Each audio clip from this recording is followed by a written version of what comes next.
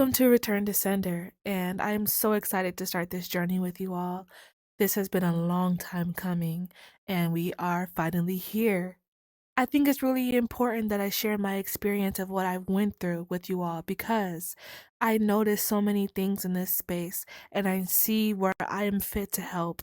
I think it's truly important that if I'm going to show up as the face of mental health in this virtual space, I think it is very important that you all know who I am and what I come from. But nonetheless, this is also a space for me to be free and to really talk about the truth.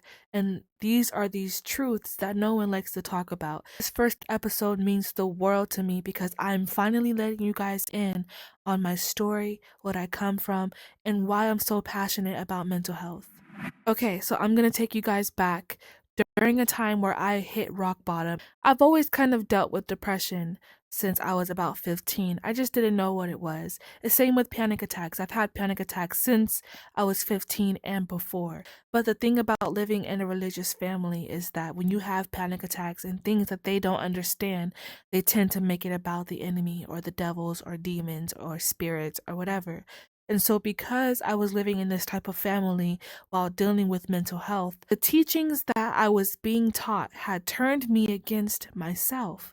Because what do you do at the age of 14, 15 when you're having a panic attack and your family is telling you that you're possessed?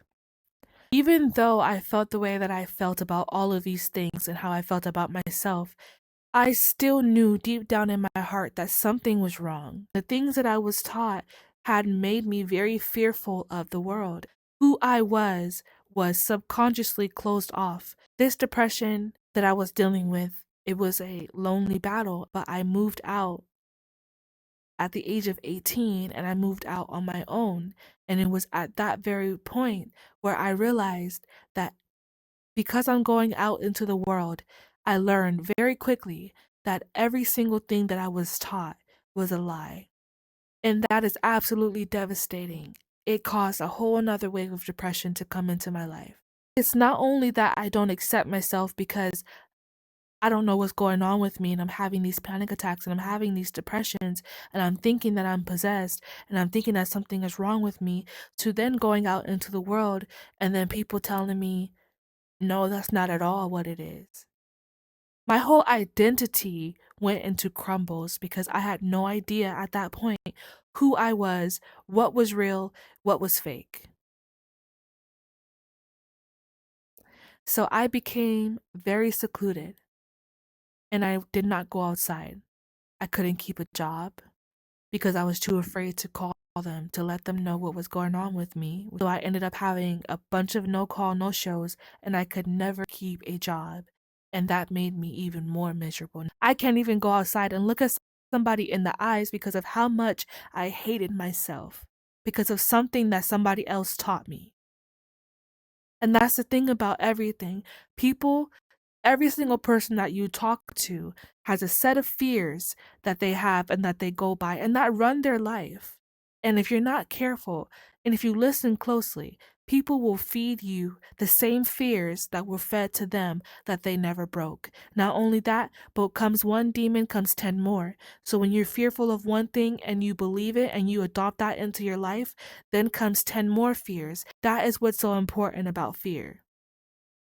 And I was at a point in my life where fear was at the forefront of everything that I did, to the point where the only thing that I could trust was the fact that I'm going to have a panic attack if I walk out this door. So at this point in time, going outside wasn't really important because there was COVID. So fast forward, this was the year of 2020, and I found out that I was pregnant. And I was so happy. I was the happiest I've ever been.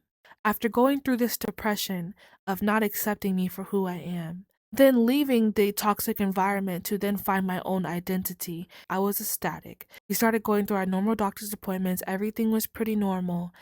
And there at the anatomy test, the doctors told me that there was something wrong. And they couldn't see what exactly was wrong, they just knew that something was off. And so they offered me a chance to get an abortion. I believed that it wasn't up to me to cut someone else's life short. So I chose to carry on with the pregnancy. She was so alive inside of me. I knew her schedule, I knew her personality. She would react when I talked to her. It was at 35 weeks that we had to go and travel to San Francisco. All of the appointments that a woman has when she is pregnant over the span of 9 months. Imagine having to go to a hospital and having to do all of the appointments that you've ever taken within the span of your 8, 9 months and having to do it in one day. I was there from 9 a.m. to almost 8 p.m. that night. Appointment after appointment after appointment. It was extremely hard on my body, but I did what I did for my daughter, for the sake of my daughter's life. And so by the end of the day, we went back to the hotel room, and the next day we finally got the call. And unfortunately, they told us that they wouldn't be able to do anything, and that when it was time to give birth, that everything would be hands off. And we would just have to prepare for the loss of our daughter. And it was at that very moment that everything just hit me. And I seen everything that I went through in the past with my family. And I thought that I would finally have a shot at life where I'm happy. And then now I'm getting the news that my daughter would only survive 10 seconds outside of my womb.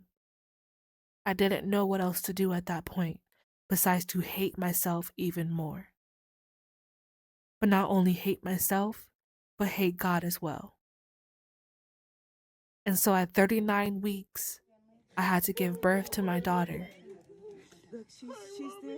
And I am now proud to say that my daughter survived an hour and 1 minute.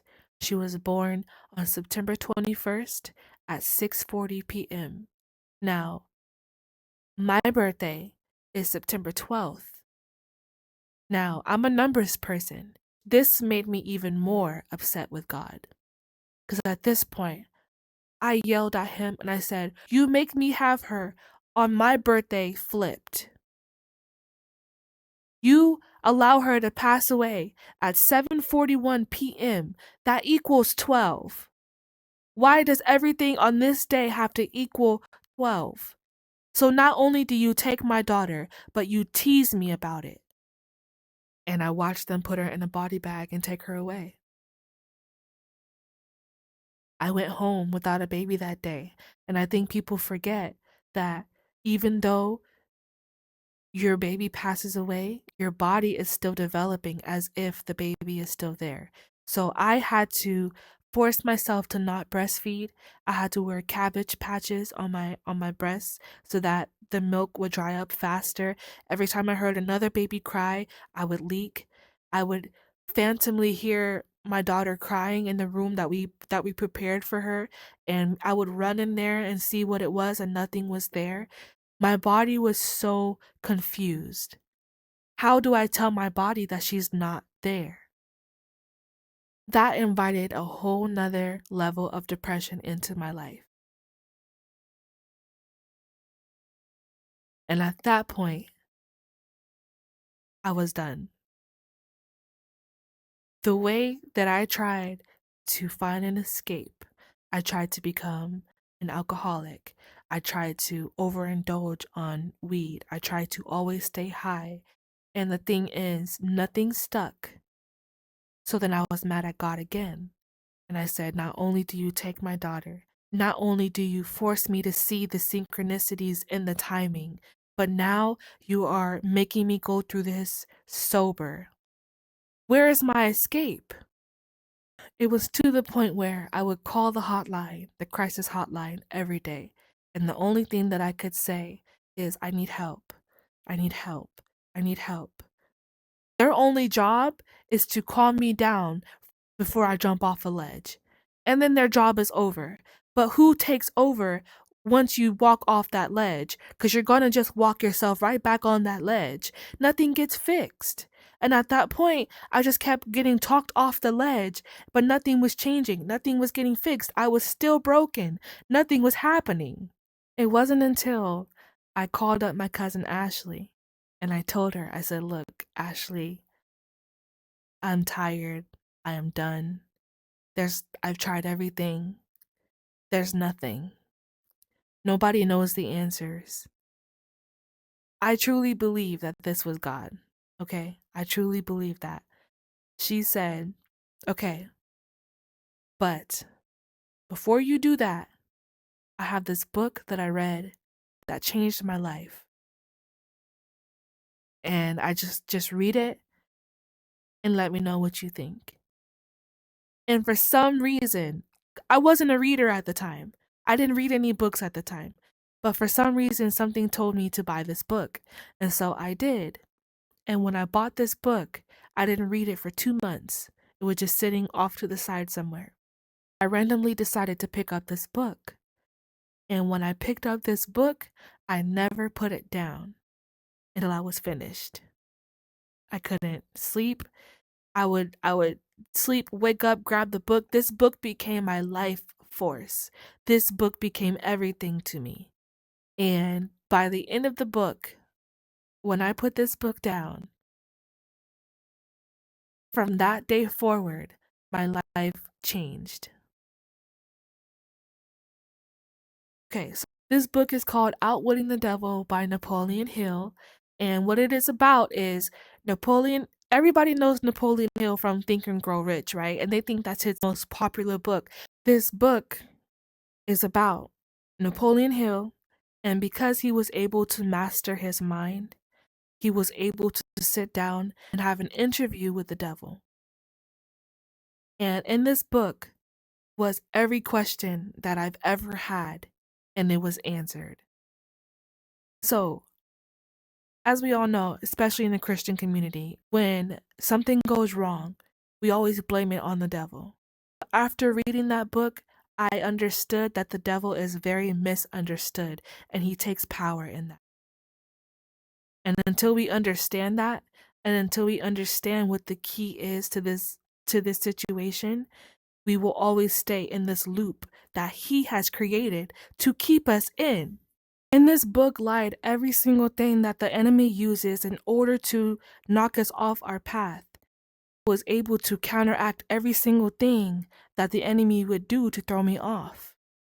And that gave me the key to so much more. When you've met the devil, you understand so much more about God. And that's the truest thing I've ever read. One thing that I noticed in this book is that it never mentioned God. It mentioned infinite intelligence, but it never mentioned God. And because it never mentioned God in a time period where I was mad at God, I was able to still palate it. And that was absolutely genius, Napoleon.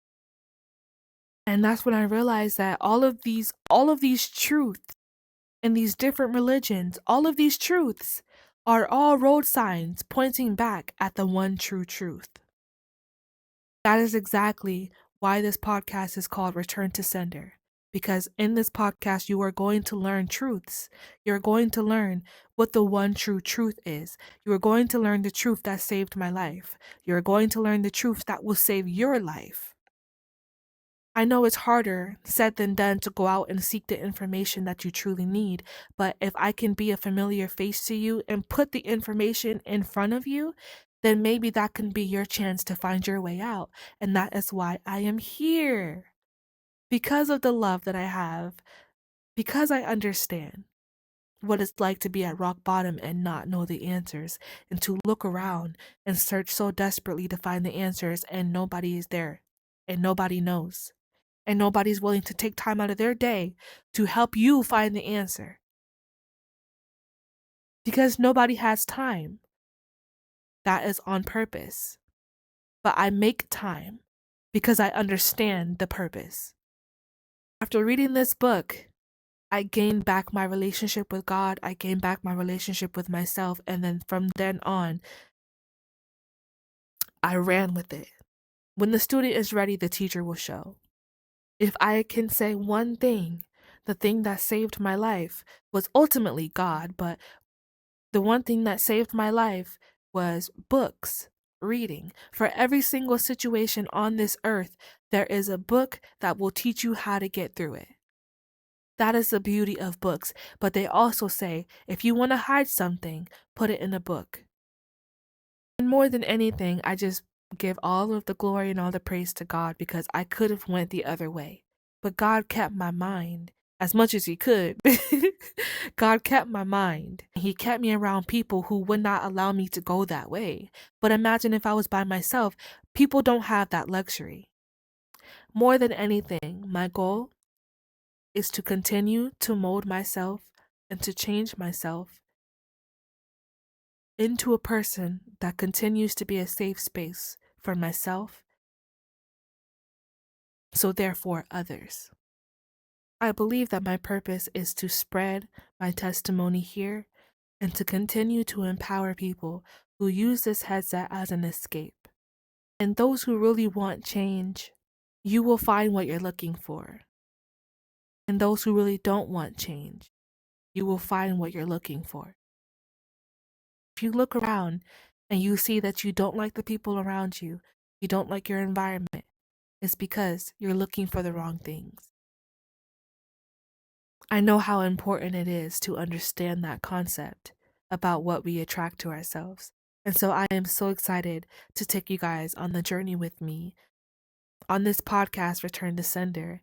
And we are here to grow together. We are all that we got. And I am here to ride with y'all till the wheels fall off because I have no other choice. I promise God that if he got me out of this, that I would teach it to others. And that is exactly what I am doing until the day that I die. I hope that when my time is up, that everyone that I have come across, that I have met, that has met me, that I've touched them in some way, and that I've changed their lives in some way. Because even if you just change one life, you have changed the world forever. This is Return to Sender. I am your host, Sweetie Speaks. I will see you in the next video.